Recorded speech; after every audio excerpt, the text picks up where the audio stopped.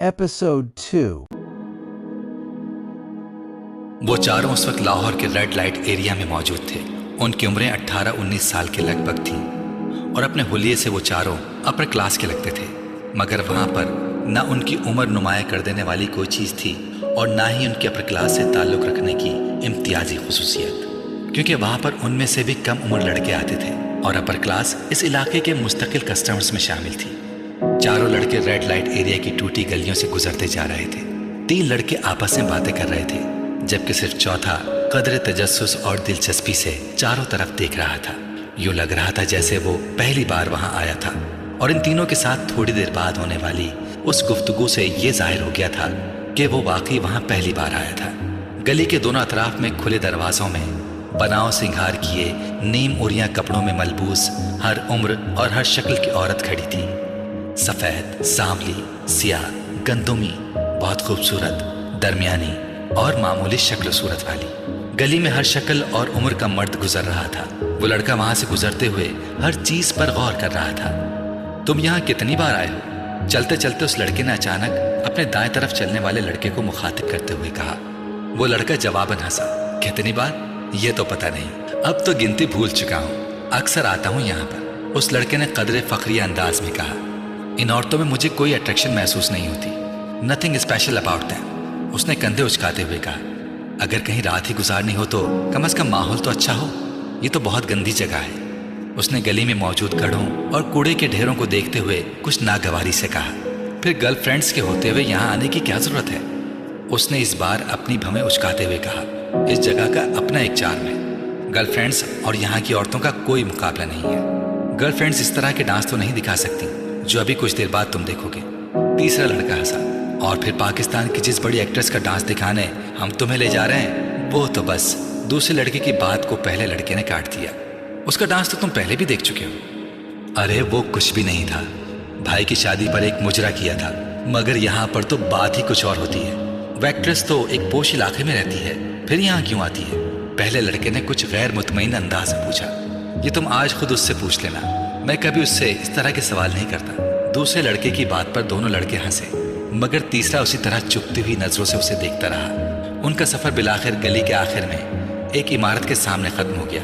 इमारत के नीचे मौजूद दुकान से तीनों लड़कों ने मोती के बहुत से हार खरीदे और अपनी कलाइयों में लपेट लिए। एक हार दूसरे लड़के ने उस लड़के की कलाई में भी लपेट दिया जो वहां आने पर एतराज कर रहा था। फिर उन लोगों ने वहां से पान खरीदे, तंबाकू वाला पान। दूसरे लड़के ने उस लड़के को भी दिया जो शायद जिंदगी में पहली बार पान खा रहा था। पान खाते हुए वो चारों उस इमारत की सीढ़ियां चढ़ने लगे। ऊपर पहुंचकर पहले लड़के ने एक बार फिर तनकीदी नजरों से चारों तरफ देखा और फिर उसके चेहरे पर इत्मीनान की एक झलक नमूदार हुई। वो जगह बहुत साफ सुथरी और खासी हद तक आरास्ता थी। गांव तकिए और चांदनियां बिछी हुई थी और बारीक पर्दे लहरा रहे थे। कुछ लोग पहले ही वहां मौजूद थे। रक्स अभी शुरू नहीं हुआ था। एक औरत लपकती उनकी तरफ आई। उसके चेहरे पर एक खूबसूरत मसनूई मुस्कुराहट सजी थी। उसने दूसरे लड़के को मुखातिब किया। पहले लड़के ने गौर से उस औरत को देखा। अधेड़ उम्र की वो औरत अपने चेहरे पर बेतहाशा मेकअप थोपे और बालों में मोतिये और गुलाब के गजरे लटकाए शैफून की एक चिंगाड़ती हुई सुर्ख साड़ी में मलबूस थी, जिसका ब्लाउज उसके जिस्म को छुपाने में नाकाम हो रहा था। मगर वो जिस्म को छुपाने के लिए पहना भी नहीं गया था। इन चारों को वो एक कोने में ले गई और वहां उसने उन्हें बिठा दिया। पहले लड़के ने बैठते ही मुंह में मौजूद पान उस उगालदान में थूक दिया जो उनके करीब मौजूद था, क्योंकि पान मुंह में होते हुए उससे बात करना मुश्किल हो रहा था। पान का जायका भी उसके लिए कुछ ज्यादा खुशगवार नहीं था। तीनों लड़के बैठकर मध्यम आवाज में बातें करने लगे, जबकि पहला लड़का उस हॉल के चारों तरफ मौजूद गांव तकियों से टेक लगाए हुए लोगों को देखता रहा, जिनमें से कुछ अपने सामने शराब की बोतलें और नोटों की गड्डियां रखे बैठे थे। उनमें से अक्सरियत सफेद लट्ठे के कलफ लगे कपड़ों में मलबूस थी। उसने ईद के इज्तिमात के अलावा आज पहली बार किसी और जगह पर सफेद लिबास पहनने वालों का इतना बड़ा इज्तिमा देखा था। खुद वो अपने साथियों की तरह सिया जीन्स और उसी रंग के आधे बाजुओं वाली टी शर्ट में मलबूस था। उनकी उम्र के कुछ और लड़के भी वहां उन्हीं की तरह जीन्स और टी शर्ट्स में मलबूस थे। थोड़ी देर बाद एक औरत उसी तरह चीखते चिंगाड़ते रंगों वाले कपड़ों में मलबूस वहां आकर हॉल के दरमियान बैठकर एक गजल सुनाने लगी थी। उसके साथ कुछ साजिंदे भी थे। 2 गजलें सुनाने और अपने ऊपर उछाले जाने वाले कुछ नोट उठाकर وہ خاصی خوش اور مطمئن واپس چلی گئی، اور اس کے جانے کے فوراً بعد ہی فلم انڈسٹری کی وہ ایکٹریس ہال میں داخل ہوئی، اور ہال میں موجود ہر مرد کی نظر اس سے جیسے چپک کر رہ گئی تھی۔ اس نے ہال میں باری باری چاروں کی طرف گھوم کر ہر ایک کو سر کے اشارے سے خوش آمدید کہا تھا۔ سازندوں کو اس بار کسی تکلیف کا سامنا نہیں کرنا پڑا تھا۔ کیسٹ پلیئر پر باری باری چند ہی جان انگیز گانے لگائے گئے تھے، جن پر اس عورت نے اپنا رقص پیش کرنا شروع کیا تھا، اور کچھ دیر پہلے کی خاموشی یکدم ختم ہو گئی۔ چاروں طرف موجود مرد اس عورت کو داد و تحسین پیش کرنے کے ساتھ ساتھ شراب نوشی میں مصروف تھے۔ ان میں سے کچھ جو زیادہ جوش میں آ رہے تھے وہ اٹھ کر اس ایکٹریس کے ساتھ ڈانس کرنے میں مصروف ہو جاتے۔ ہال میں واحد شخص جو اپنی جگہ پر کسی حرکت کے بغیر بے تاثر چہرے کے ساتھ بیٹھا تھا وہ وہی لڑکا تھا، مگر اس کے باوجود یہ اندازہ لگانا مشکل نہیں تھا کہ وہ اس ایکٹریس کے رقص سے خاصا محسوس ہو رہا تھا۔ تقریباً 2 گھنٹے بعد جب اس ایکٹریس نے اپنا رقص ختم کیا تو وہاں موجود آدھے سے زیادہ مرد اتنے غفیل ہو چکے تھے۔ واپس گھر جانا ان کے لیے مسئلہ اس لیے نہیں تھا کیونکہ ان میں سے کوئی بھی گھر جانے کا ارادہ نہیں رکھتا تھا، وہ سب وہاں رات گزارنے آئے تھے۔ ان چاروں نے بھی رات وہاں گزاری۔ اگلے دن وہاں سے واپسی پر گاڑی میں اس دوسرے لڑکے نے جمائی لیتے ہوئے پہلے لڑکے سے پوچھا، جو اس وقت لاپرواہی سے گاڑی سے باہر دیکھنے میں مصروف تھا، کیسا رہا تجربہ؟ اچھا تھا، پہلے لڑکے نے کندھے اچکاتے ہوئے کہا۔ بس اچھا تھا اور کچھ نہیں؟ تم بھی بس، اس نے قدر ناراضگی کے عالم میں بات ادھوری چھوڑ دی۔ کبھی کبھار جانے کے لیے اچھی جگہ ہے، اس کے علاوہ اور کیا کہہ سکتا ہوں، مگر سم تھنگ اسپیشل والی کوئی بات نہیں ہے۔ میری گرل فرینڈ اس لڑکی سے بہتر ہے جس کے ساتھ میں نے رات گزاری ہے، اس لڑکے نے 2 ٹوک انداز میں کہا۔ ڈائننگ ٹیبل پر ہاشم مبین کی پوری فیملی موجود تھی۔ کھانا کھاتے ہوئے وہ سب آپس میں خوش گپیوں میں بھی مصروف تھے۔ موضوع گفتگو اس وقت امامہ تھی، جو اس ویک اینڈ پر بھی اسلام آباد میں موجود تھی۔ بابا، آپ نے یہ بات نوٹ کی کہ امامہ دن بدن سنجیدہ سے سنجیدہ ہوتی جا رہی ہے؟ وسیم نے قدرے چھیڑنے والے انداز میں امامہ کی طرف دیکھتے ہوئے کہا۔ ہاں، یہ تو میں بھی پچھلے ماہ سے نوٹ کر رہا ہوں۔ ہاشم مبین نے وسیم کی بات پر بیٹی کے چہرے کو غور سے دیکھتے ہوئے کہا۔ امامہ نے چاولوں کا چمچہ منہ میں رکھتے ہوئے وسیم کو گھورا۔ کیوں امامہ، کوئی مسئلہ ہے؟ بابا، یہ بڑی فضول باتیں کرتا ہے اور آپ بھی خواہ اس کی باتوں میں آ رہے ہیں۔ میں اپنی اسٹڈیز کی وجہ سے مصروف اور سنجیدہ ہوں، اب ہر کوئی وسیم کی طرح نکما تو نہیں ہوتا۔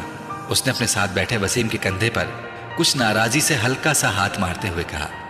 بابا، آپ ذرا اندازہ کریں، میڈیکل کے شروع کے سالوں میں اس کا یہ حال ہے تو جب یہ ڈاکٹر بن جائے گی تب اس کا کیا حال ہوگا؟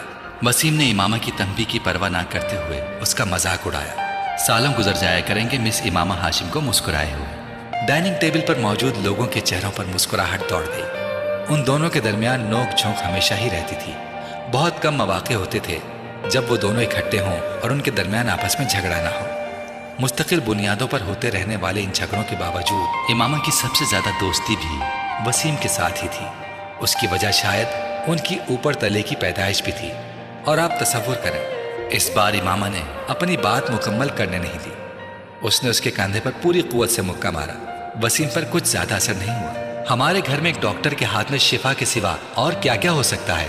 آپ اس کا مظاہرہ دیکھ رہے ہیں، اس سے آپ یہ بھی اندازہ لگا سکتے ہیں کہ آج کل کے ڈاکٹرز وارڈز میں مریضوں کے ساتھ کیا سلوک کرتے ہوں گے۔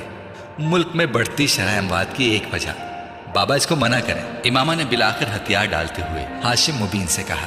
وسیم، ہاشم مبین نے اپنی مسکراہٹ کو ضبط کرتے ہوئے وسیم کو جھڑکا۔ وہ بڑی سعادت مندی سے فوراً خاموش ہو گیا۔ اس نے پورے لفافے کو گرائنڈر میں خالی کر دیا اور پھر اسے بند کر کے چلا دیا۔ خان سامہ اسی وقت اندر آیا۔ چھوٹے صاحب، لائیں، میں آپ کی مدد کروں۔ وہ اس کی طرف بڑھا مگر اس نے ہاتھ کے اشارے سے اسے روک دیا۔ نہیں، میں خود کر لیتا ہوں، تم مجھے دودھ کا ایک گلاس دے دو، اس نے گرائنڈر آف کرتے ہوئے کہا۔ خان سامہ ایک گلاس میں دودھ لے کر اس کے پاس چلایا۔ دودھ کے آدھے گلاس میں اس نے گرائنڈر میں موجود تمام پاؤڈر ڈال دیا اور ایک چمچے سے اچھی طرح ہلانے لگا۔ پھر ایک ہی سانس میں وہ دودھ پی گیا۔ کھانے میں آج کیا پکایا ہے تم نے؟ اس نے خان سامہ سے پوچھا۔ خان سامہ نے کچھ ڈشز گنوانی شروع کر دی۔ اس کے چہرے پر کچھ ناگواری ابھری۔ میں کھانا نہیں کھاؤں گا، سونے جا رہا ہوں، مجھے ڈسٹرب مت کرنا، اس نے سختی سے کہا اور کچن سے نکل گیا۔ پیروں میں پہنی ہوئی باٹا کی چپل کو وہ فرش پر تقریباً گھسیٹ رہا تھا۔ اس کی شیپ بڑھی ہوئی تھی اور آنکھیں سرخ تھی۔ شرٹ کے چند ایک کے سوا سارے بٹن ہی کھلے ہوئے تھے۔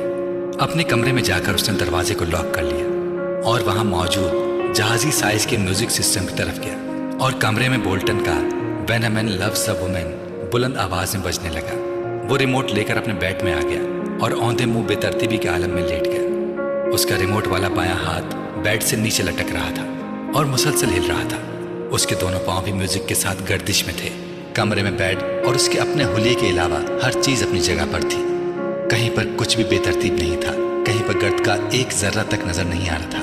میوزک سسٹم کے پاس موجود دیواری شیلف میں تمام آڈیو اور ویڈیو کیسٹس بڑے اچھے طریقے سے لگی ہوئی تھیں۔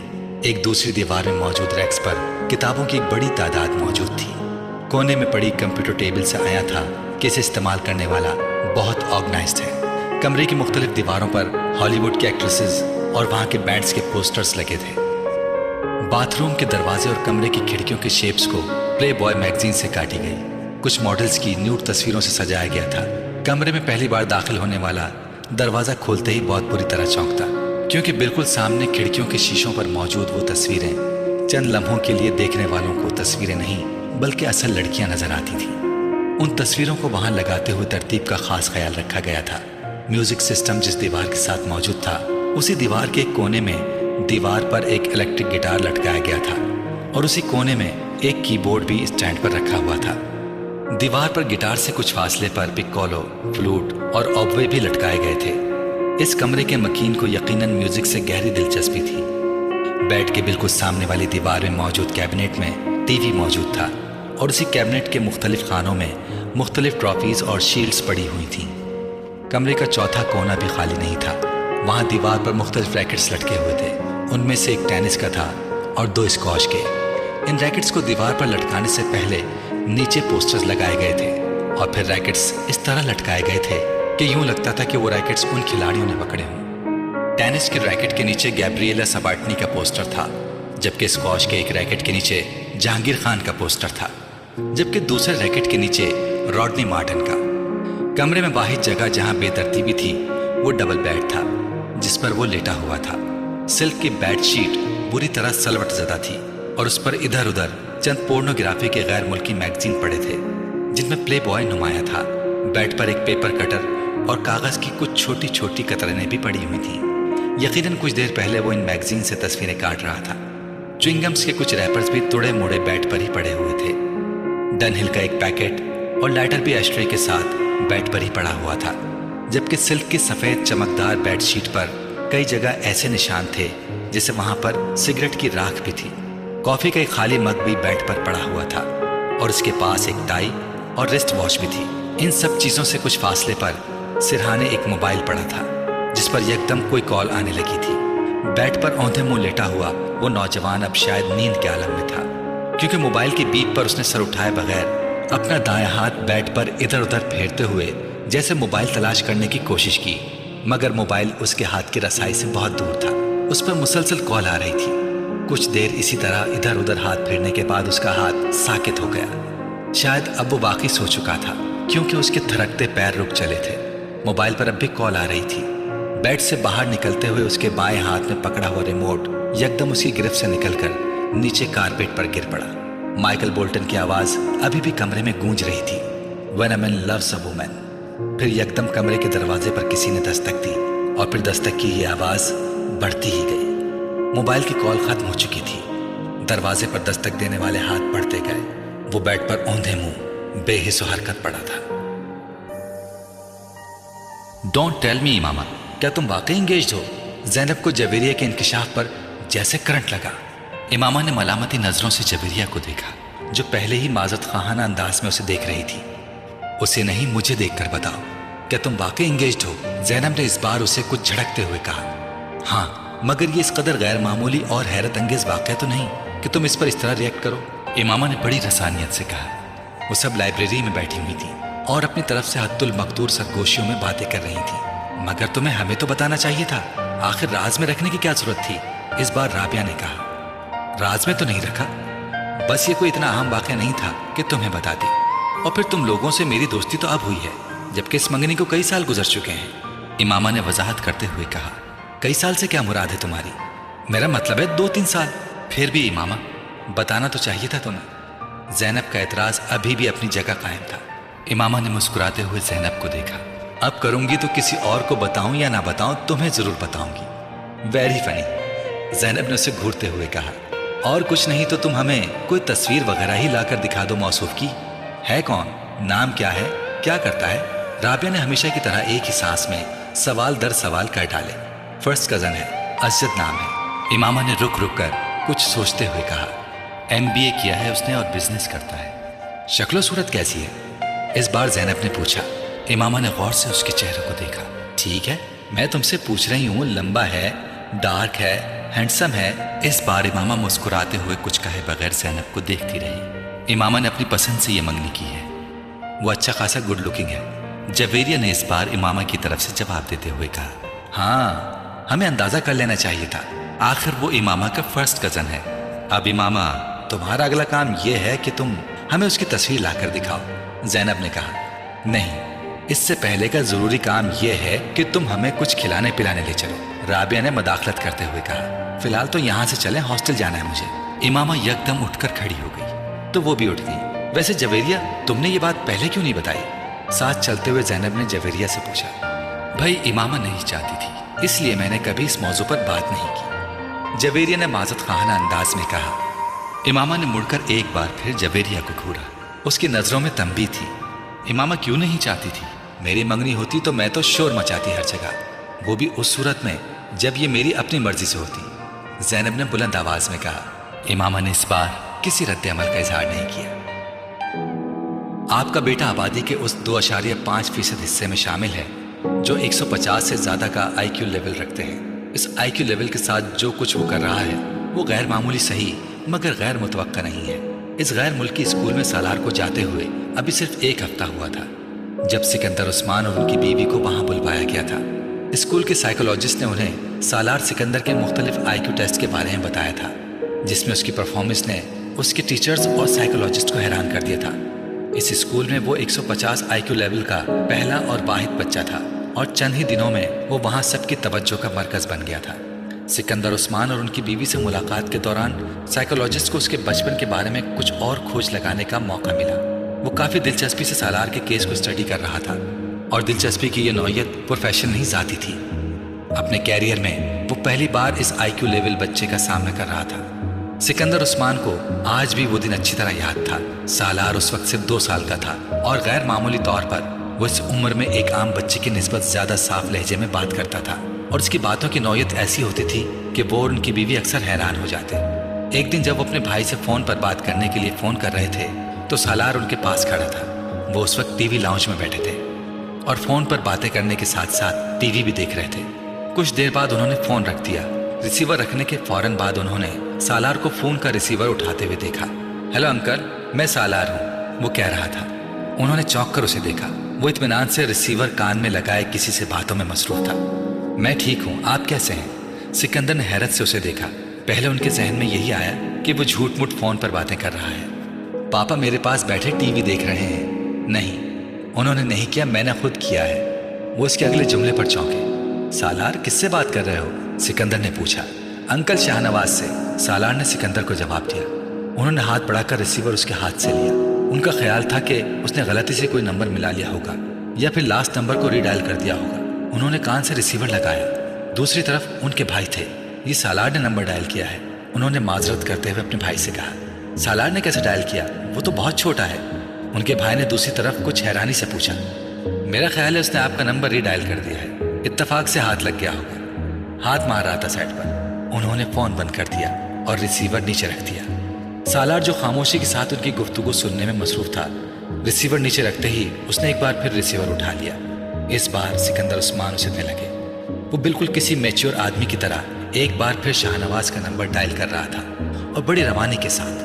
वो एक लम्हे के लिए दम बखुद रह गए थे। 2 साल के बच्चे से उन्हें यह तवक्को नहीं थी। उन्होंने हाथ बढ़ाकर येडल दबा दिया। सालार, तुम्हें शाहनवाज का नंबर मालूम है? उन्होंने हैरानी के उस झटके से संभलते हुए कहा। हाँ, बड़े इत्मीनान से जवाब दिया। क्या नंबर है? उसने भी रवानी के साथ वो नंबर दोहरा दिया। वो उसका चेहरा देखने लगे। उन्हें अंदाजा नहीं था कि वो गिनती के आदाद शुमार से वाकिफ होगा। और फिर वो नंबर, तुम्हें ये नंबर किसने सिखाया? मैंने खुद सीखा है। कैसे? अभी आपने मिलाया था। सालार ने उनको देखते हुए कहा। तुम्हें गिनती आती है? हाँ। कहाँ तक? 100 तक। वो मशीन की तरह शुरू हो गया। एक ही सांस में उसने 100 तक गिनती सुना दी। सिकंदर उस्मान के पेट में बल पड़ने लगे। अच्छा, मैं एक और नंबर डायल करता हूँ, मेरे बाद तुम उसे डायल करना। उन्होंने रिसीवर उससे लेते हुए कहा। अच्छा। सालार को यह सब एक दिलचस्प खेल की तरह लगा। सिकंदर उस्मान ने एक नंबर मिलाया और फिर फोन बंद कर दिया। सालार ने फोन रिसीवर उनसे पकड़कर उन्हीं की रवानी के साथ वो नंबर मिलाया। सिकंदर उस्मान का सर घूमने लगा। वो वाकई वही नंबर था जो उन्होंने मिलाया था।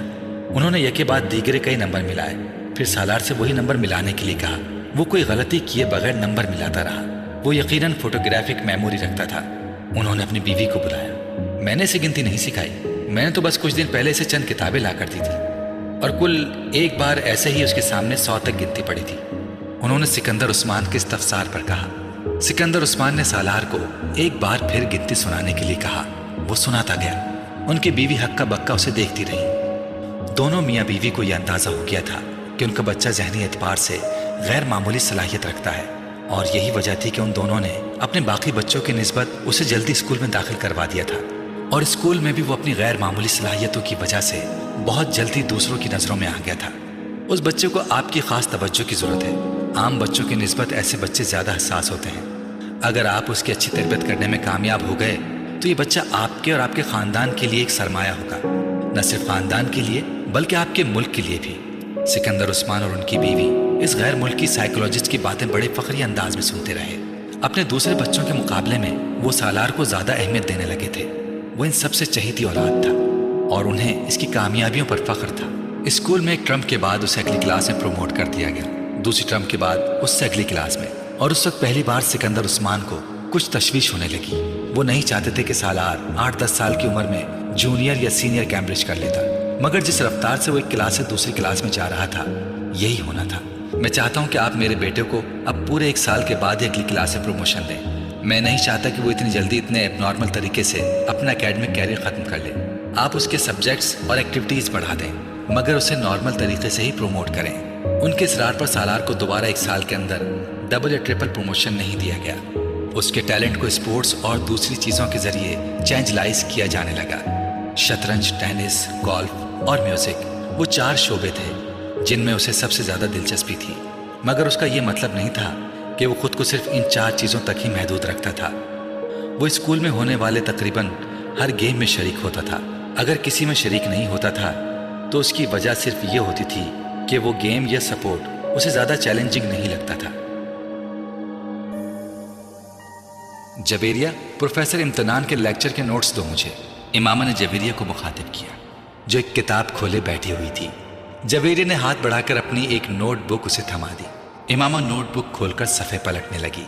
जवेरिया एक बार फिर किताब के मुताले में मसरूफ़ हो गई। कुछ देर बाद अचानक उसे जैसे ख्याल आया था। उसने मुड़कर अपने बिस्तर पर बैठी इमामा को देखा। तुमने लेक्चर नोट करना क्यों बंद कर दिया है? उसने इमामा को मुखातिब किया। इमामा ने नोटबुक से नजरें हटाकर उसे देखा। मुझे कुछ समझ में आए तो मैं नोट करूं। क्या मतलब, तुम्हें प्रोफेसर इम्तिनान का लेक्चर भी समझ नहीं आता? जवेरिया को जैसे हैरत हुई। इतना अच्छा तो पढ़ाते हैं। मैंने कब कहा कि बुरा पढ़ाते हैं? बस मुझे। उसने कुछ उलझे हुए लहजे में बात अधूरी छोड़ दी। वो एक बार फिर हाथ में पकड़ी नोटबुक को देख रही थी। जवेरिया ने गौर से उसे देखा।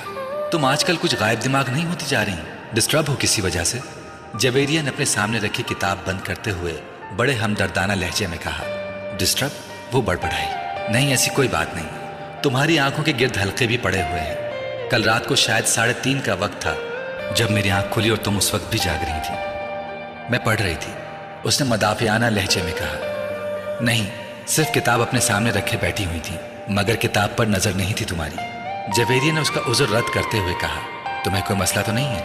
क्या मसला हो सकता है मुझे? फिर तुम इतनी चुप चुप क्यों रहने लगी हो? जवेरिया उसकी टाल मटोल से मुतासिर हुए बगैर बोली। नहीं, मैं क्यों चुप रहूंगी? इमामा ने मुस्कुराने की कोशिश की। मैं तो पहले ही की तरह बोलती हूँ। सिर्फ मैं ही नहीं, बाकी सब भी तुम्हारी परेशानी को महसूस कर रहे हैं। जवेरिया संजीदगी से बोली। कोई बात नहीं है, सिर्फ स्टडीज की टेंशन है मुझे। मैं यकीन नहीं कर सकती, हम भी तुम्हारे साथ हैं।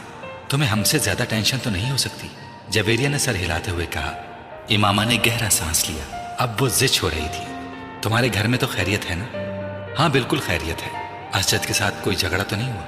असजद के साथ झगड़ा क्यों होगा? इमामा ने उसी अंदाज से पूछा। फिर भी इख्तिलाफ तो एक बहुत ही। जवेरिया की बात उसने दरमियान में ही काट दी। जब कह रही हूं कि कोई मसला नहीं है तो तुम्हें यकीन क्यों नहीं आ रहा? इतने सालों से कौन सी बात है जो मैंने तुमसे शेयर नहीं की? या जो तुम्हें पता नहीं है, फिर भी तुम इस तरह मुझे मुजरिम समझकर तफ्तीश कर रही हो। वो अब खफा हो रही थी।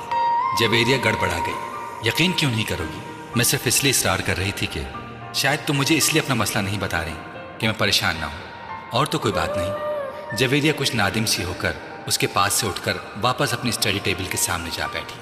उसने एक बार फिर किताब खोल ली जिसे वो पहले पढ़ रही थी। काफी देर तक किताब पढ़ते रहने के बाद उसने एक जमाही ली और गर्दन मोड़कर लाशऊरी तौर पर इमामा को देखा।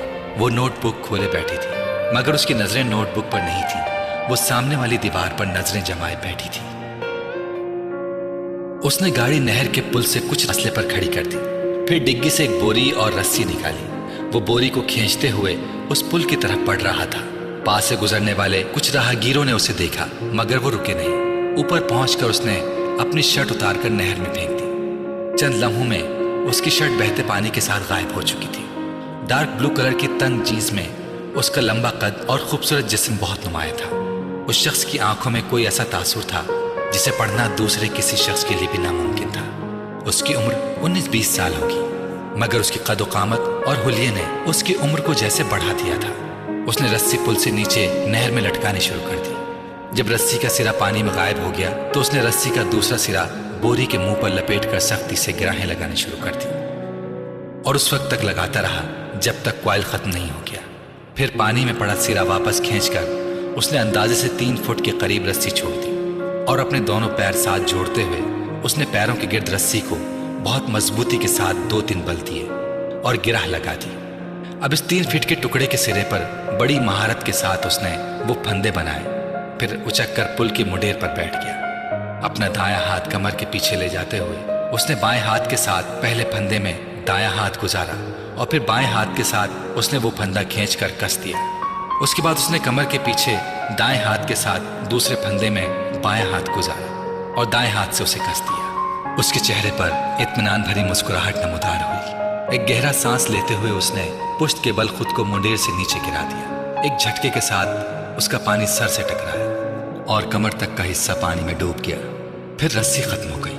अब वो इसी तरह लटका हुआ था कि उसके बाजू पुश्त पर बंधे हुए थे और कमर तक का धड़ पानी के अंदर मौजूद था। बोरी में मौजूद वजन यकीनन उसके वजन से ज्यादा था।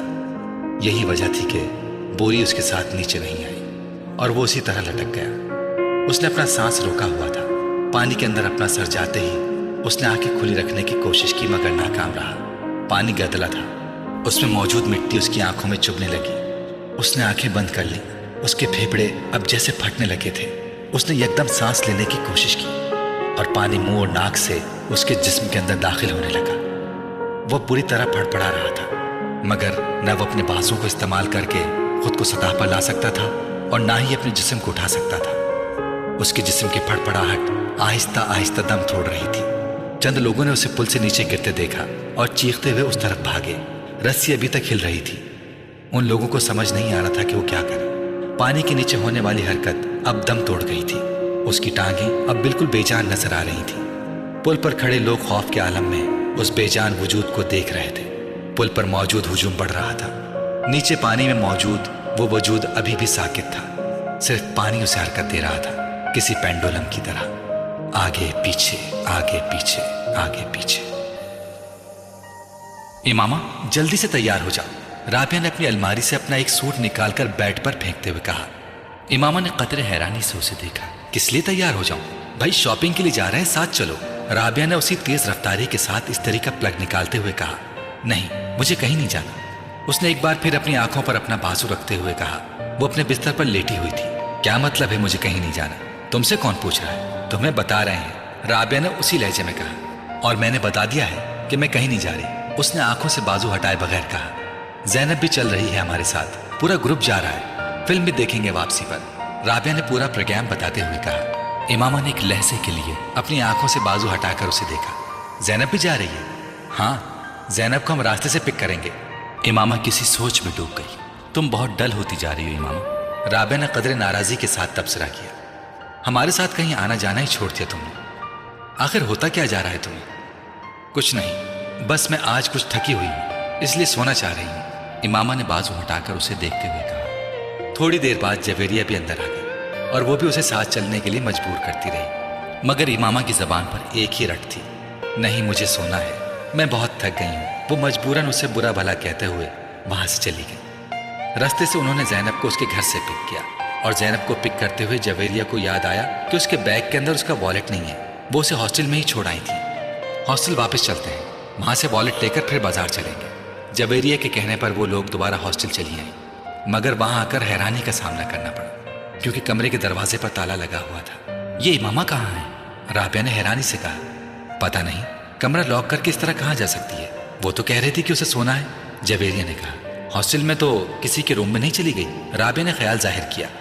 وہ دونوں اگلے کئی منٹ تک ان واقف لڑکیوں کے کمرے میں جاتی رہیں جن سے ان کی ہیلو ہائی تھی، مگر امامہ کا کہیں پتہ نہیں تھا۔ کہیں ہاسٹل سے باہر تو نہیں گئی؟ رابعہ کو اچانک خیال آیا، آؤ وارڈن سے پوچھ لیتے ہیں، جویریہ نے کہا۔ وہ دونوں وارڈن کے پاس چلی آئیں۔ ہاں، امامہ ابھی کچھ دیر پہلے ہی باہر گئی ہے، وارڈن نے ان کی انکوائری پر بتایا۔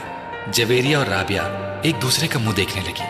وہ کہہ رہی تھی شام کو آئے گی، وارڈن نے انہیں مزید بتایا۔ وہ دونوں وارڈن کے کمرے سے نکل آئیں۔ یہ گئی کہاں ہے؟ ہمارے ساتھ تو جانے سے انکار کر دیا تھا کہ اسے سونا ہے، وہ تھکی ہوئی ہے اور اس کی طبیعت خراب ہے، اور اب اس طرح غائب ہو گئی ہے، رابعہ نے الجھے ہوئے انداز میں کہا۔ رات کو وہ قدرے لیٹ واپس آئیں، اور جس وقت وہ واپس آئیں امامہ کمرے میں موجود تھی۔ اس نے مسکراتے ہوئے ان دونوں کا استقبال کیا۔ لگتا ہے خاصی شاپنگ ہوئی ہے آج، اس نے ان دونوں کے ہاتھوں میں پکڑے ہوئے شاپرز کو دیکھتے ہوئے کہا۔ ان دونوں نے اس کی بات کے جواب میں کچھ نہیں کہا، بس شاپرز رکھ کر اسے دیکھنے لگی۔ تم کہاں گئی ہوئی تھی؟ جویریہ نے اس سے پوچھا۔ امامہ کو جیسے ایک جھٹکا لگا۔ میں اپنا والیٹ واپس لینے آئی تھی تو تم یہاں نہیں تھی، کمرہ لاک تھا، جویریہ نے اسی انداز میں کہا۔ میں تم لوگوں کے پیچھے گئی تھی۔ کیا مطلب؟ جویریہ نے کچھ نہ سمجھنے والے انداز میں کہا۔ تمہارے نکلنے کے بعد میرا ارادہ بدل گیا تھا۔ میں یہاں سے زینب کی طرف گئی کیونکہ تم لوگوں کو اسے پک کرنا تھا، مگر اس کے چوکیدار نے بتایا کہ تم پہلے ہی وہاں سے نکل گئے ہو۔ پھر میں وہاں سے واپس آ گئی، بس راستے میں کچھ کتابیں لی تھی میں نے۔ امامہ نے کہا۔ دیکھا، تم سے پہلے کہا تھا کہ ہمارے ساتھ چلو، مگر اس وقت تم نے فوراً انکار کر دیا، بعد میں بیوقوفوں کی طرح پیچھے چل پڑی۔ ہم لوگ تو مشکوک ہو گئے تھے تمہارے بارے میں، رابعہ نے کچھ اطمینان سے ایک شاپر کھولتے ہوئے کہا۔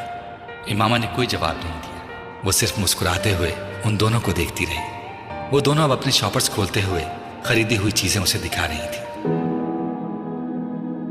تمہارا نام کیا ہے؟ پتہ نہیں۔ ماں باپ نے کیا رکھا تھا؟ ماں باپ سے پوچھے۔ خاموشی۔ لوگ کس نام سے پکارتے ہیں تمہیں؟ لڑکے یا لڑکیاں؟ لڑکے، بہت سارے نام لیتے ہیں۔ زیادہ کون سا نام پکارتے ہیں؟ ڈیئر ڈیول، خاموش۔ اور لڑکیاں؟ وہ بھی بہت سے نام لیتی ہیں۔ زیادہ تر کس نام سے پکارتی ہیں؟ یہ میں نہیں بتا سکتا، اٹس ٹو پرسنل، یہ بالکل ذاتی ہے۔ گہری خاموشی، طویل سانس، پھر خاموشی۔ میں آپ کو ایک مشورہ دوں؟ کیا؟ آپ میرے بارے میں وہ جاننے کی کوشش کیوں نہیں کرتے جو نہ آپ پہلے جانتے ہیں نہ میں؟ آپ کے دائیں طرف ٹیبل پر جو سفید فائل پڑی ہے اسے میرے سارے پرٹیکولرز موجود ہیں، پھر آپ وقت ضائع کیوں کر رہے ہیں؟ سائیکو انالسٹ نے اپنے پاس موجود ٹیبل لیمپ کی روشنی میں سامنے کاؤچ پر دراز اس نوجوان کو دیکھا جو اپنے پیر مسلسل ہلا رہا تھا۔ اس کے چہرے پر گہرا اطمینان تھا، اور یوں لگ رہا تھا جیسے وہ سائیکو انالسٹ کے ساتھ ہونے والی اس ساری گفتگو کو بیکار سمجھ رہا تھا۔ کمرے میں موجود ٹھنڈک، خاموشی اور نیم تاریکی نے اس کے اعصاب کو بالکل متاثر نہیں کیا تھا۔ وہ بات کرتے ہوئے وقتاً فوقتاً کمرے میں چاروں طرف نظریں دوڑا رہا تھا۔ سائیکو انالسٹ کے سامنے لیٹا ہوا نوجوان ایک عجیب کیس تھا۔ وہ فوٹوگرافک میموری کا مالک تھا۔ اس کا آئی کیو لیول 150 کی رینج میں تھا۔ وہ through out out standing academic award رکھتا تھا۔ وہ گولف میں پریزیڈنٹس گولڈ میڈل 3 بار جیت چکا تھا، اور وہ تیسری بار خودکشی کی ناکام کوشش کرنے کے بعد اس کے پاس آیا تھا۔ اس کے والدین ہی اسے اس کے پاس لے کر آئے تھے، اور وہ بے حد پریشان تھے۔ وہ ملک کے بہت اچھے خاندانوں میں سے ایک سے تعلق رکھتا تھا، ایسا خاندان جس کے پاس پیسے کی بھرمار تھی۔ 4 بھائیوں اور ایک بہن کے بعد وہ چوتھے نمبر پر تھا۔ 2 بھائی ایک بہن اس سے بڑے تھے۔ اپنی ذہانت اور قابلیت کی وجہ سے وہ اپنے والدین کا بہت زیادہ چہیتا تھا۔ اس کے باوجود پچھلے 3 سال میں اس نے 3 بار خودکشی کی کوشش کی۔ پہلی دفعہ اسے سڑک پر بائک چلاتے ہوئے ون وے کی خلاف ورزی کی اور بائک سے ہاتھ اٹھا لیے۔ اس کے پیچھے آنے والے ٹریفک کانسٹیبل نے ایسا کرتے ہوئے اسے دیکھا تھا۔ خوش قسمتی سے گاڑی سے ٹکرانے کے باوجود وہ ہوا میں اچھل کر دوسری گاڑی کی چھت پر گرا اور پھر زمین پر گرا۔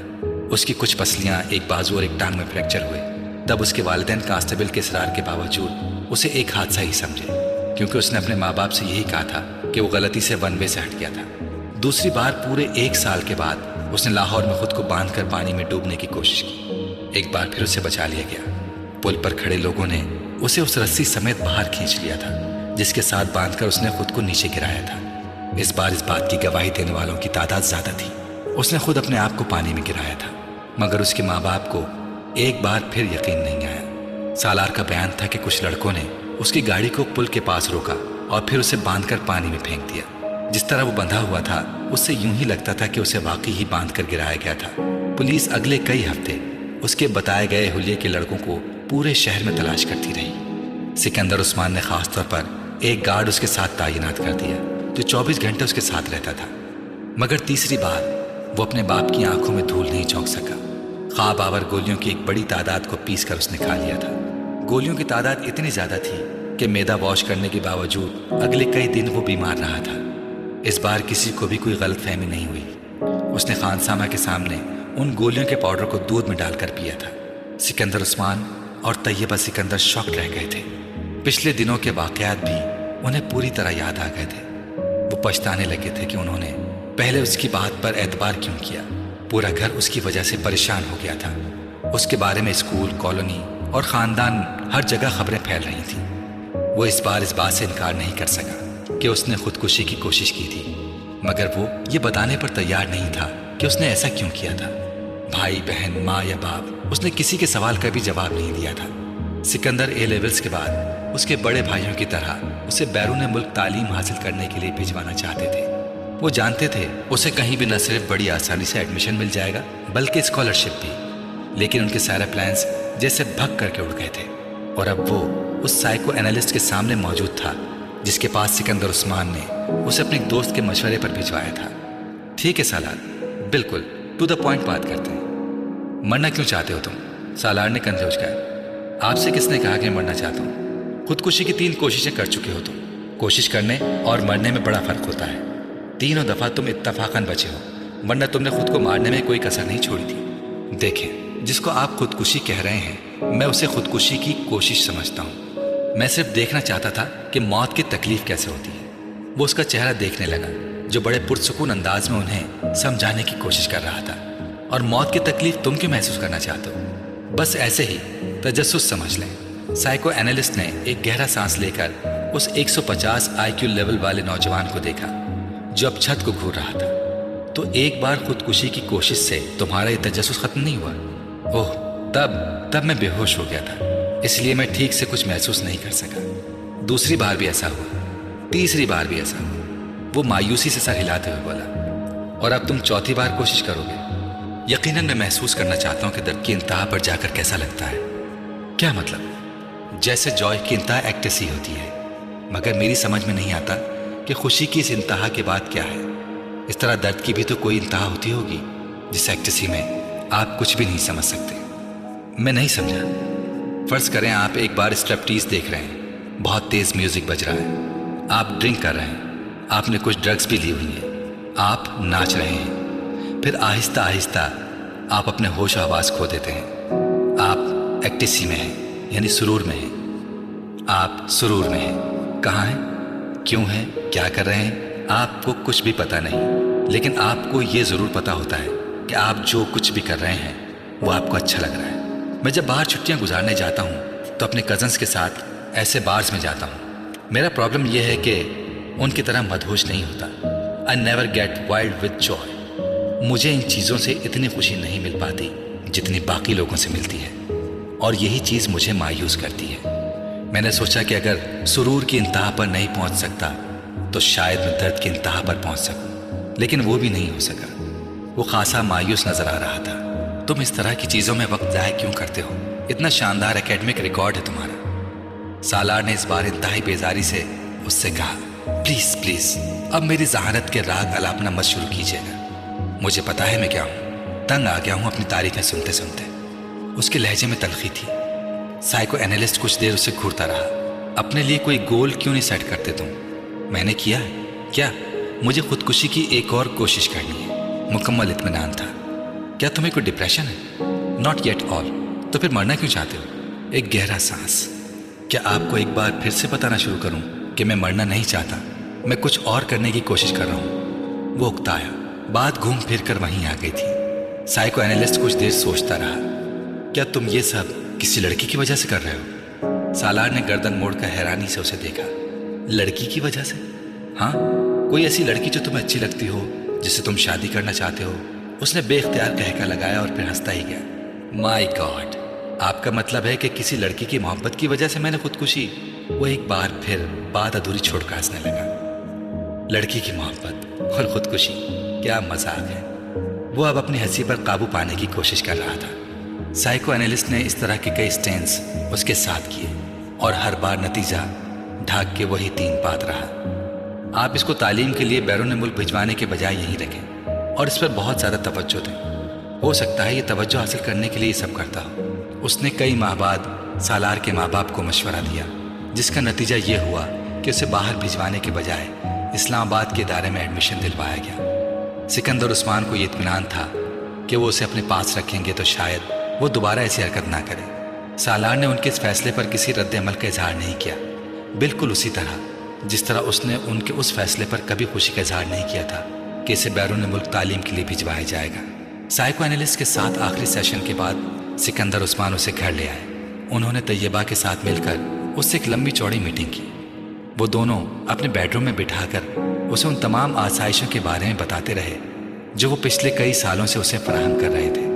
उन्होंने उसे उन तवक्कुआत के बारे में भी बताया जो वो उससे रखते थे। उसे उन मोहब्बत भरे जज्बात से भी आगाह किया जो वो उसके लिए महसूस करते थे। वो बेतासुर चेहरे के साथ च्युइंगम चबाता बाप की बेचैनी और माँ के आंसू देखता रहा। गुफ्तगू के आखिर में सिकंदर उस्मान ने तकरीबन तंग आकर उससे कहा, तुम्हें किस चीज़ की कमी है? क्या है जो तुम्हारे पास नहीं है या जो तुम्हें चाहिए? मुझे बताओ। सालार सोच में पड़ गया। Sports car. अगले ही लम्हे उसने कहा, ठीक है, मैं तुम्हें स्पोर्ट्स कार बाहर से मंगवा देता हूँ, मगर दोबारा ऐसी कोई हरकत मत करना जो तुमने की है, ओके? सिकंदर उस्मान को कुछ इत्मीनान हुआ। सालार ने सर हिला दिया। तैयबा ने टिश्यू से अपने आंसू साफ करते हुए जैसे सुकून का सांस लिया। वो कमरे से चला गया तो सिकंदर उस्मान ने सिगार सुलगाते हुए उनसे कहा, तैयबा, तुम्हें इस पर बहुत तवज्जो देनी पड़ेगी। अपनी एक्टिविटीज़ कुछ कम करो और कोशिश करो कि इसके साथ रोज़ाना कुछ वक्त गुजार सको। तैयबा ने सर हिला दिया। वसीम ने इमामा को दूर ही से लॉन में बैठे देख लिया। वो कानों पर हेडफोन लगाए वॉकमैन पर कुछ सुन रही थी। वसीम दबे कदमों उसकी पुश्त की जानिब से उसके अक़ब में गया और उसके पास जाकर उसने यकदम इमामा के कानों से हेडफोन के तार खींच लिए। इमामा ने बर्क रफ्तारी से वॉकमैन का स्टॉप का बटन दबा दिया था। क्या सुना जा रहा है यहाँ अकेले बैठे? वसीम ने बुलंद आवाज में कहते हुए हेडफोन को अपने कानों में ठोंस लिया, मगर तब तक इमामा कैसेट बंद कर चुकी थी। कुर्सी से उठकर खड़े होकर उसने हेडफोन को अपनी तरफ खींचते हुए वसीम से कहा, बदतमीजी की भी कोई हद होती है वसीम, बिहेव योरसेल्फ। उसका चेहरा गुस्से से सुर्ख हो रहा था। वसीम ने हेडफोन के सिरों को नहीं छोड़ा। इमामा के गुस्से का उस पर कोई असर नहीं हुआ था। मैं सुनना चाहता हूँ कि तुम क्या सुन रही थी। इसमें बदतमीजी वाली क्या बात है? कैसेट को ऑन करो। इमामा ने कुछ झुंझलाते हुए हेडफोन को वॉकमैन से अलग कर दिया। मैं तुम्हारे सुनने के लिए वॉकमैन लेकर यहाँ नहीं बैठी, दफ़ा हो जाओ ये हेडफोन लेकर। वो एक बार फिर अपनी कुर्सी पर बैठ गई। उसने वॉकमैन को बड़ी मजबूती के साथ अपने हाथों में जकड़ा हुआ था। वसीम को लगा जैसे वो कुछ घबराई हुई है, मगर वो घबराएगी क्यों? वसीम ने सोचा और इस ख्याल को जहन से झटकते हुए सामने वाली कुर्सी पर जाकर बैठ गया। हेडफोन को उसने मेज़ पर रख दिया। ये लो, अपना गुस्सा खत्म करो, वापस कर रहा हूँ मैं, तुम सुनो जो भी सुन रही हो। उसने बड़े सुलह जोयाना अंदाज में हाथ उठाते हुए कहा, नहीं, अब मुझे नहीं सुनना कुछ, तुम हेडफोन अपने पास रखो। इमामा ने हेडफोन की तरफ हाथ नहीं बढ़ाया। वैसे तुम सुन क्या रही थी? क्या सुना जा सकता है? इमामा ने उसी अंदाज में कहा, गज़लें सुन रही होगी। वसीम ने ख्याल जाहिर किया। तुम्हें पता है वसीम, तुम में बहुत सारी आदतें बूढ़ी औरतों वाली हैं। मसलन बाल की खाल उतारना और दूसरों की जासूसी करते फिरना और शर्मिंदा भी ना होना। और तुम्हें पता है कि तुम आहिस्ता आहिस्ता कितनी खुदगर्ज होती जा रही हो। वसीम ने तुर्की ब तुर्की जवाब देते हुए कहा। इमामा ने इसकी बात पर बुरा नहीं माना। अच्छा, तुम्हें पता चल गया कि मैं खुदगर्ज हूँ? इस बार उसने मुस्कुराते हुए कहा। हालांकि तुम जितने बेवकूफ़ हो, मैं ये सोच भी नहीं सकती थी कि ये नतीजा अखज़ कर लोगे। तुम अगर मुझे शर्मिंदा करने की कोशिश कर रही हो तो मत करो, मैं शर्मिंदा नहीं होऊंगा। वसीम ने ढिठाई का मुजाहरा करते हुए कहा। फिर भी ऐसे कामों की कोशिश तो हर एक पर फर्ज होती है। आज तुम्हारी ज़बान कुछ ज़्यादा ही नहीं चल रही? वसीम ने उसे गौर से देखते हुए कहा। हो सकता है नहीं, ऐसा ही है। चलो अच्छा है, वो चुप शाह का रोज़ा तोड़ दिया तुमने जो इस्लामाबाद आने पर तुम रख लेती हो।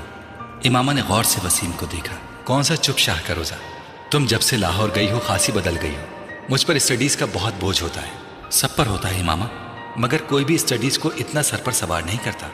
वसीम ने उसकी बात काटते हुए कहा, छोड़ो इस फजूल बहस को, ये बताओ तुम आजकल क्या कर रहे हो? ऐश? वो उसी तरह कुर्सी झुलाता रहा। तो ये तुम पूरा साल ही करते हो? आजकल की खास मसरूफियात का पूछ रही हूँ। आजकल तो बस दोस्तों के साथ फिर रहा हूँ। तुम्हें पता होना चाहिए कि पेपर्स के बाद मेरी मसरूफियात क्या होती हैं। सब कुछ भूलती जा रही हो तुम। वसीम ने अफसोस भरी नजरों से कहा, मैंने इस उम्मीद में ये सवाल किया था कि शायद इस साल तुम में कोई बेहतरी आ जाएगी, मगर नहीं, मैंने बेकार सवाल किया। इमामा ने उसके तबसरे के जवाब में कहा, तुम्हें पता होना चाहिए कि मैं तुमसे 1 साल बड़ा हूँ, तुम नहीं, इसलिए अब अपनी मलामती तकरीर खत्म करो। वसीम ने उसे कुछ जताते हुए कहा, ये साथ वाले लड़के से ताल्लुकात का क्या हाल है? इमामा को अचानक याद आया, चूचू से? बस कुछ अजीब से ही ताल्लुकात हैं। वसीम ने कंधे उचकाते हुए कहा, बड़ा अजीब सा बंदा है। मूड अच्छा है तो दूसरे को 7वें आसमान पर बिठा देगा, मूड खराब है तो सीधा गटर में पहुंचा देगा। तुम्हारे ज्यादातर दोस्त इसी तरह के हैं। इमामा ने मुस्कुराते हुए कहा, कुंद हम जिन्स बाहम जिन्स परवास। नहीं, खैर ऐसी भी कोई बात नहीं है। कम से कम मेरी आदतें और हरकतें चूचू जैसी तो नहीं है। वो तो बाहर जाने वाला था ना? इमामा को अचानक याद आया, हाँ जाना तो था, मगर पता नहीं, मेरा ख्याल है उसके पेरेंट्स नहीं भिजवा रहे। हुलिया बड़ा अजीब सा होता है उसका। मुझे बाज़ दफ़ा लगता है कि पैसों के किसी कबीले से किसी न किसी तरह उसका ताल्लुक होगा, या आइंदा हो जाएगा। तुमने देखा है उसे? कल मैं बाहर आ रही थी तो देखा था, वो भी उसी वक्त बाहर निकल रहा था। कोई लड़की भी थी साथ। लड़की? जीन्स वगैरह पहनी हुई थी उसने। जीन्स वगैरह पहनी हुई थी उसने? वसीम ने अचानक दिलचस्पी लेते हुए कहा, हाँ, मशरूम कट बालों वाली, फेयर सी। अरसा।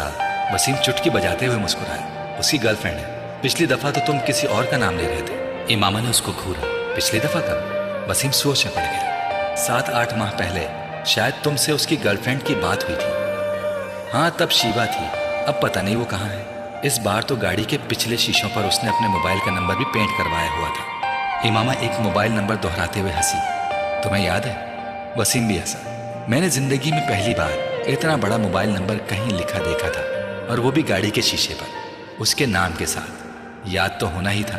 इमामा फिर हंसी। मैं तो खुद सोच रहा हूँ अपनी गाड़ी के शीशे पर मोबाइल नंबर लिखवाने का। वसीम ने बालों में हाथ फेरते हुए कहा, कौन से मोबाइल का? वो जो तुमने अभी खरीदा भी नहीं। इमामा ने वसीम का मजाक उड़ाया, मैं खरीद रहा हूँ इस माह। बाबा से जूते खाने के लिए तैयार रहना। अगर तुमने मोबाइल के नंबर को गाड़ी के शीशे पर लिखवाया, सबसे पहला फोन उन्हीं का आएगा। बस इसीलिए हर बार रुक जाता हूँ। वसीम ने एक ठंडी सांस भरते हुए कहा, ये तुम्हारे लिए अच्छा ही है। बाबा से हड्डियां तोड़वाने से बेहतर है कि बंदा अपने जज्बात पर कुछ काबू रखे। और तुम्हारे लिए तो खतरात वैसे भी ज्यादा है। समिया को पता चला ना अगर इस किस्म के मोबाइल फोन का, तो वसीम ने उसकी बात काट दी। तो क्या करेगी? मैं उससे नहीं डरता। मैं जानती हूँ तुम मुझसे डरते नहीं हो, मगर 6 भाइयों की इकलौती बहन से मंगनी करने से पहले तुम्हें तमाम नफा नुकसान पर गौर कर लेना चाहिए था, जिसका सामना तुम्हें किसी ऐसी वैसी हरकत के बाद हो सकता है।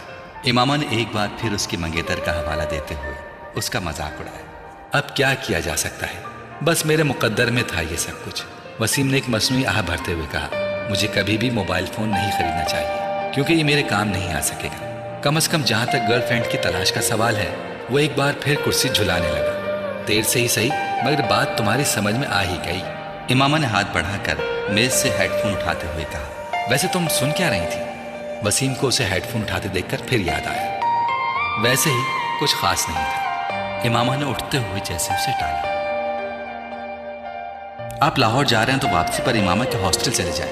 ये कुछ कपड़े हैं उसके, दर्जी से लेकर आई हूँ, आप उसे दे आए। सलमा ने हाशिम से कहा, भाई मैं बड़ा मसरूफ रहूंगा लाहौर में, कहाँ आता जाता फिरूंगा उसके हॉस्टल। हाशिम को कदर तामिल हुआ, आप ड्राइवर को साथ ले जा रहे हैं, खुद नहीं जा सकते तो उसे भिजवा दीजिएगा, वो दे आएगा ये पैकेट। सीजन खत्म हो रहा है, फिर ये कपड़े इसी तरह पड़े रहेंगे। उसका तो पता नहीं अब कब आए। सलमा ने लंबी चौड़ी वजाहत की। अच्छा ठीक है, मैं ले जाता हूँ, फुर्सत मिली तो खुद दे आऊंगा, वरना ड्राइवर के हाथ भिजवा दूंगा। हाशिम रजामंद हो गए। लाहौर में उन्होंने खासा मसरूफ दिन गुजारा। शाम 5 बजे के करीब उन्हें कुछ फुर्सत मिली और तब उन्हें उस पैकेट का भी ख्याल आ गया। ड्राइवर को पैकेट ले जाने को कहने के बजाय वो खुद इमामा के हॉस्टल चले आए। उसके एडमिशन के बाद आज पहली बार वो वहां आए थे। गेट कीपर के हाथ उन्होंने इमामा के लिए पैगाम भिजवाया और खुद इंतजार करने लगे। उनका ख्याल था कि वो जल्द ही आ जाएगी, मगर ऐसा ना हुआ। 10 मिनट, 15 मिनट, 20 मिनट। वो अब कुछ बेजार होने लगे।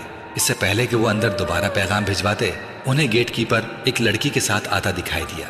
कुछ करीब आने पर उन्होंने उस लड़की को पहचान लिया। वो जवेरिया थी, इमामा की बचपन की दोस्त।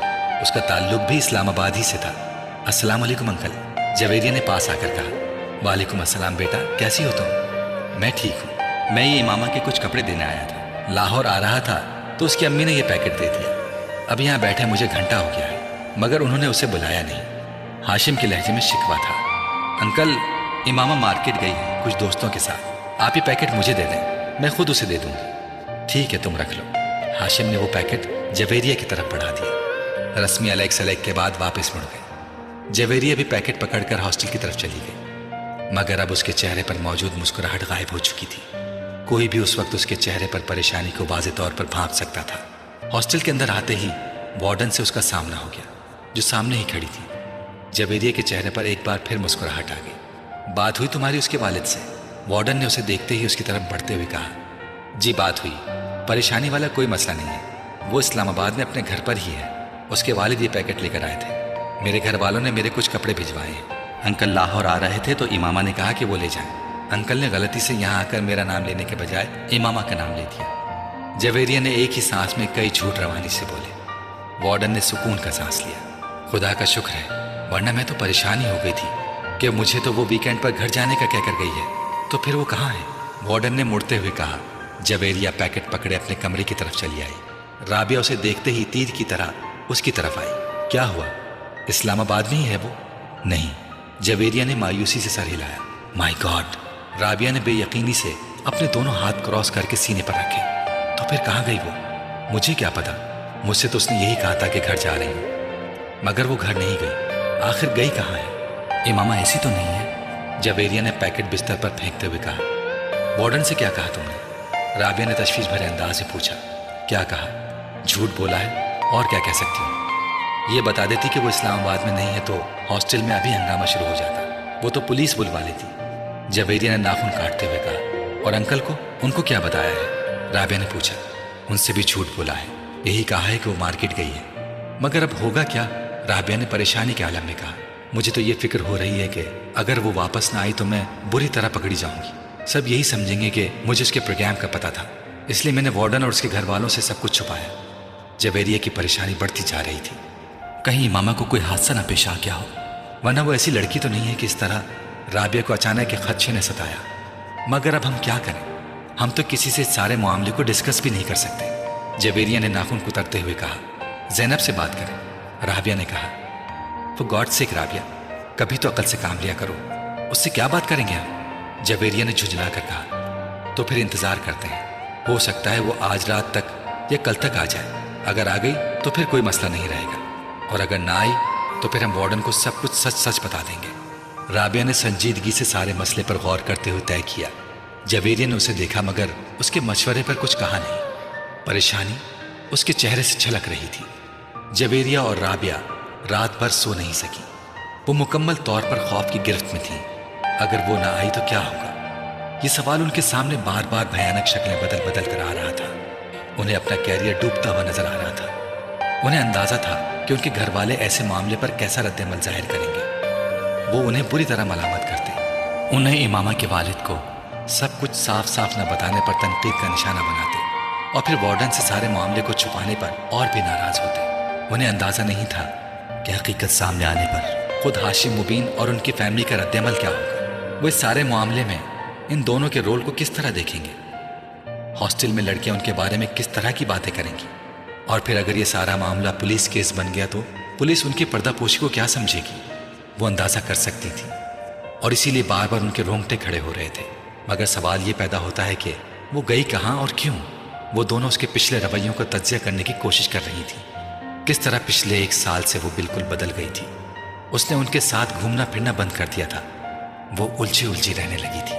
पढ़ाई में उसका इन्हिमाक भी कम हो गया था, और उसकी कम गोई।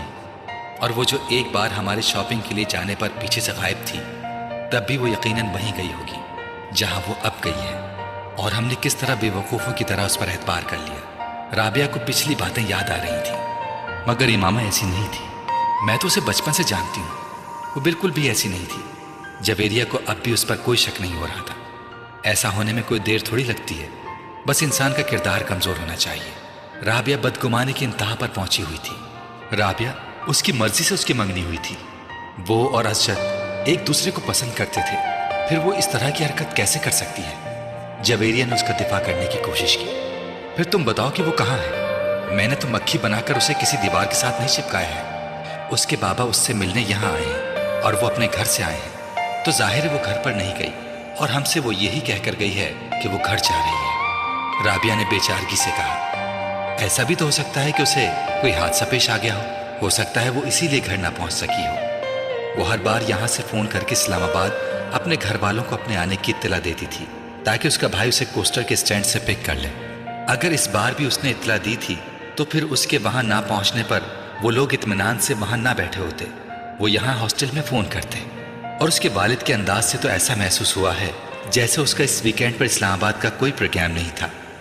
राबिया ने उसके कयास को मुकम्मल तौर पर रद्द करते हुए कहा, हाँ, वो कभी भी एक माह में 2 बार इस्लामाबाद नहीं जाती थी, मगर इस बार तो वो दूसरे ही हफ्ते इस्लामाबाद जा रही थी और उसने वार्डन से खास तौर पर यह कहकर इजाजत ली थी, कोई ना कोई बात जरूर है, कहीं ना कहीं कुछ न कुछ जरूर गलत है। जवेरिया को फिर खदशात सताने लगे। उसके साथ साथ हम भी बुरी तरह डूबेंगे। हमसे बहुत बड़ी गलती हुई जो हमने सब कुछ इस तरह कवर अप किया। हमें साफ साफ बात करनी चाहिए थी उसके वालिद से कि वो यहाँ नहीं है, फिर वो जो चाहे करते, ये उनका मसला होता। कम से कम हम तो इस तरह ना फंसते जिस तरह अब फंस गए हैं। राबिया मुसलसल बड़बड़ा रही थी। खैर, अब क्या हो सकता है, सुबह तक इंतजार करते हैं। अगर वो कल भी नहीं आई तो फिर वार्डन को सब कुछ बता देंगे।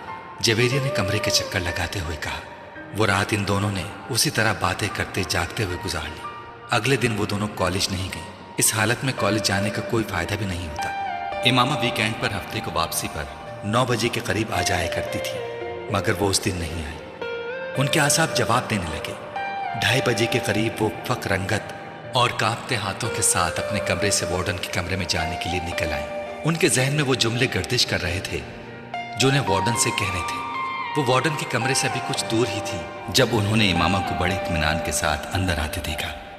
उसका बैग उसके कांधों पर था और फोल्डर हाथों में। वो यकीनन सीधे कॉलेज से आ रही थी। जवेरिया और राबिया को यूं लगा जैसे उनके पैरों के नीचे से निकलती हुई जमीन एकदम थम गई थी। उनकी रुकी सांस एक बार फिर चलने लगी थी।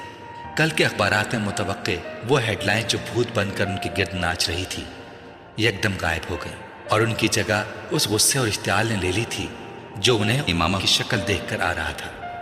वो उन्हें देख चुकी थी और अब उनकी तरफ बढ़ रही थी। उसके चेहरे पर बड़ी खुशगवार सी मुस्कुराहट थी। तुम दोनों आज कॉलेज क्यों नहीं आए? सलाम दुआ के बाद उसने उनसे पूछा। तुम्हारी मुसीबतों से छुटकारा मिलेगा तो हम कहीं आने जाने का सोच सकेंगे। राबिया ने तुंद तेज लहजे में उससे कहा। इमामा के चेहरे की मुस्कुराहट गायब हो गई। क्या हुआ राबिया, इस तरह गुस्से में क्यों हो? इमामा ने कदर तशवीश से पूछा। तुम जरा अंदर कमरे में आओ, फिर तुम्हें बताती हूँ कि मैं गुस्से में क्यों हूँ। राबिया ने उसे बाजू से पकड़ लिया और तकरीबन खींचते हुए कमरे में ले आई। जवेरिया कुछ कहे बगैर उन दोनों के पीछे आ गई। इमामा हक्का बक्का थी। राबिया और जवेरिया के रवैये को समझ नहीं पा रही थी। कमरे में दाखिल होते ही राबिया ने दरवाजा बंद कर लिया। कहाँ से आ रही हो तुम? राबिया ने मुड़कर इंतहाई तल्ख और दश्त लहजे में उससे पूछा। इस्लामाबाद से। और कहाँ से? इमामा ने अपना बैग नीचे जमीन पर रख दिया। उसके जवाब ने राबिया को कुछ और मुश्तइल किया। शर्म करो इमामा, इस तरह हमें धोखा देकर हमारी आंखों में धूल झोंक कर आखिर तुम साबित क्या करना चाहती हो कि हम डफर हैं, इडियट हैं, पागल हैं? भाई हम हैं, हम मानते हैं। ना होते तो यूं तुम पर अंधा एतबार ना किया होता, तुमसे इतना बड़ा धोखा ना खाया होता। राबिया ने कहा। मुझे तुम्हारी कोई बात समझ नहीं आ रही। कैसा धोखा? क्या ये बेहतर नहीं कि तुम आराम से मुझे अपनी बात समझाओ? इमामा ने बेचारगी से कहा। तुम वीकेंड कहाँ गुजार कर आई हो? जवेरिया ने पहली बार गुफ्तगू में मदाखलत की। तुम्हें बता चुकी हूँ इस्लामाबाद में, वहां से आज सीधा कॉलेज आई हूँ और अब कॉलेज से। राबिया ने उसे बात मुकम्मल करने नहीं दी। बकवास बंद करो, ये झूठ अब नहीं चल सकता। तुम इस्लामाबाद नहीं गई थी, ये तुम कैसे कह सकती हो? इस बार इमामा ने कदरे बुलंद आवाज में कहा। क्योंकि तुम्हारे फादर यहाँ आए थे कल। इमामा का रंग उड़ गया, वो कुछ बोल नहीं सकी। अब क्यों मुंह बंद हो गया है? अब भी कहो इस्लामाबाद से आ रही हो। राबिया ने तंजिया लहजे में कहा। बाबा यहाँ आए थे? इमामा ने अटकते हुए कहा। हाँ आए थे, तुम्हारे कुछ कपड़े देने के लिए। जवेरिया ने कहा। उन्हें यह पता चल गया कि मैं हॉस्टल में नहीं हूँ। मैंने झूठ बोल दिया कि तुम हॉस्टल से किसी काम से बाहर गई हो। वो कपड़े देकर चले गए। जवेरिया ने कहा। इमामा ने बेख्तियार इत्मीनान का सांस लिया, यानी उन्हें कुछ पता नहीं चला। उसने बिस्तर पर बैठकर अपने जूते के स्ट्रैप्स खोलते हुए कहा, नहीं, उन्हें कुछ नहीं पता चला। तुम मुंह उठाकर अगले हफ्ते फिर कहीं रवाना हो जाना। माइंड यू इमामा, मैं वार्डन से अब इस सिलसिले में बात करने वाली हूँ। तुम्हारी वजह से खासी परेशानी उठा चुके हैं, मजीद उठाने के लिए तैयार नहीं है। बेहतर है तुम्हारे पेरेंट्स को तुम्हारी इन हरकतों के बारे में पता चल जाए। राबिया ने दो टोक अंदाज में उससे कहा। इमामा ने सर उठाकर उसे देखा। कौन सी हरकतों के बारे में? मैंने क्या किया है? क्या किया है? हॉस्टल से इस तरह 2 दिन के लिए घर का कहकर गायब हो जाना तुम्हारे नजदीक कोई बड़ी बात नहीं है। इमामा जवाब देने के बजाय दूसरे जूते के भी स्ट्रैप्स खोलने लगी। मुझे वार्डन के पास चले ही जाना चाहिए। राबिया ने गुस्से के आलम में दरवाजे की तरफ बढ़ते हुए कहा। जवेरिया ने आगे बढ़कर उसे रोका। वार्डन से बात कर लेंगे, पहले इससे तो बात कर लें। तुम जल्दबाजी मत करो, मगर इस ढीठ का इत्मीनान देखो। मजाल जर्रा बराबर शर्मिंदगी भी उसके चेहरे पर झलक रही हो। राबिया ने गुस्से में इमामा की तरफ इशारा करते हुए कहा, मैं तुम दोनों को सब कुछ बता दूंगी। इतना गुस्से में आने की जरूरत नहीं है। मैंने कोई गलत काम नहीं किया और ना ही किसी गलत जगह पर गई, और हाँ, भागी भी नहीं। इमामा ने जूतों की कैद से अपने पैरों को आजाद करते हुए कदरे धीमे लहजे में कहा। फिर तुम कहाँ गई थी इस बार? जवेरिया ने पूछा। अपने एक दोस्त के यहाँ। कौन सी दोस्त है? एक। इस तरह झूठ बोल कर क्यों? मैं तुम लोगों के सवालों से बचना चाहती थी, और घर वालों को बताती या उनसे इजाजत लेने की कोशिश करती तो वो कभी इजाजत ना देते। किसके यहाँ गई थी और किस लिए? जवेरिया ने इस बार कदरे तजस्सुस आमेज अंदाज में पूछा। मैंने कहा ना, मैं बता दूंगी, कुछ वक्त दो मुझे। इमामा ने उसकी बात के जवाब में कहा। कोई वक्त नहीं दे सकते तुम्हें वक्त है ताकि तुम एक बार फिर गायब हो जाओ, और इस बार वापस ही ना हो। राबिया ने इस बार भी नाराजगी से कहा, मगर पहले की निस्बत इस बार उसका लहजा धीमा था। तुम्हें तो इस बात का भी एहसास नहीं हुआ कि तुमने हमारी पोजीशन कितनी ऑकवर्ड बना दी थी। अगर तुम्हारे इस तरह गायब होने का पता चल जाता तो हमारी कितनी बेइज्जती होती। इसका एहसास था तुम्हें? राबिया ने उसी अंदाज में कहा। मुझे ये तवक्को नहीं थी कि बाबा इस तरह अचानक यहाँ आ जाएंगे, इसलिए मैं ये भी नहीं सोच सकती कि तुम लोगों को किस नाजुक सूरत हाल का सामना करना पड़ सकता है, वरना मैं इस तरह कभी ना करती। इमामा ने माजत खाहाना अंदाज में कहा। तुम कम से कम हम पर एतबार करके हमें बताकर जा सकती थी। जवेरिया ने कहा। मैं आइंदा कभी ऐसा नहीं करूंगी। इमामा ने कहा। कम से कम मैं तुम्हारे किसी वादे, किसी बात पर एतबार नहीं कर सकती। राबिया ने दो टोक अंदाज में कहा। मुझे अपनी पोजीशन क्लियर करने दो राबिया, तुम मुझे गलत समझ रही हो। इमामा ने इस बार कदरे कमजोर अंदाज में कहा। तुमको एहसास है कि तुम्हारी वजह से हमारा कैरियर, हमारी जिंदगी किस तरह दांव पर लग गई थी? ये दोस्ती होती है, इसे दोस्ती कहते हैं। ठीक है, मुझसे गलती हो गई है, मुझे माफ कर दो। इमामा ने जैसे हथियार डालते हुए कहा। जब तक तुम ये नहीं बताओगे कि तुम कहाँ गायब थी, मैं तुम्हारी कोई माजत कबूल नहीं करूंगी। राबिया ने दो टोक अंदाज में कहा। इमामा कुछ देर उसे देखती रही, फिर उसने कहा, मैं सबीहा के घर चली गई थी। जवेरिया और राबिया ने हैरानी से एक दूसरे को देखा। कौन? इन दोनों ने तकरीबन बैक वक्त पूछा। तुम लोग जानती हो उसे? इमामा ने कहा। वो 4th ईयर की सबीहा। जवेरिया ने बेख्तियार पूछा। इमामा ने सर हिलाया। मगर उसके घर किस लिए गई थी तुम? दोस्ती है उससे मेरी। इमामा ने कहा। कैसी दोस्ती? 4 दिन की सलाम दुआ है तुम्हारे साथ उसकी, और मेरा ख्याल है तुम तो उसे अच्छी तरह जानती भी नहीं हो, फिर उसके घर रहने के लिए क्यों चल पड़ी? जवेरिया ने एतराज करते हुए कहा। वो भी इस तरह झूठ बोलकर? कम से कम उसके घर जाकर रहने के लिए तुम्हें हमसे या अपने घर वालों से झूठ बोलने की जरूरत नहीं थी। राबिया ने उसी लहजे में कहा। तुम उसे कॉल करके पूछ लो कि मैं उसके घर पर थी या नहीं। इमामा ने कहा। चलो ये मान लिया कि तुम उसके घर पर थी, मगर क्यों थी? जवेरिया ने पूछा। इमामा खामोश रही। फिर कुछ देर बाद उसने कहा, मुझे उसकी मदद की जरूरत थी। उन दोनों ने हैरान होकर देखा। किस सिलसिले में? इमामा ने सर उठाया और पलकें झपकाए बगैर देखती रही। जवेरिया ने कुछ बेचैनी महसूस की। किस सिलसिले में? तुम अच्छी तरह जानती हो। इमामा ने कदरे मध्यम अंदाज में कहा। मैं? जवेरिया ने कुछ गड़बड़ाकर राबिया को देखा, जो बड़ी संजीदगी से उसे देख रही थी। हाँ, तुम तो अच्छी तरह जानती हो। तुम पहेलियां मत बुझवाओ, सीधी और साफ बात करो। जवेरिया ने कदरे सख्त लहजे में कहा। इमामा सर उठाकर खामोशी से उसे देखने लगी। फिर कुछ देर बाद शिकस्त खोर्दा अंदाज में उसने सर झुका दिया।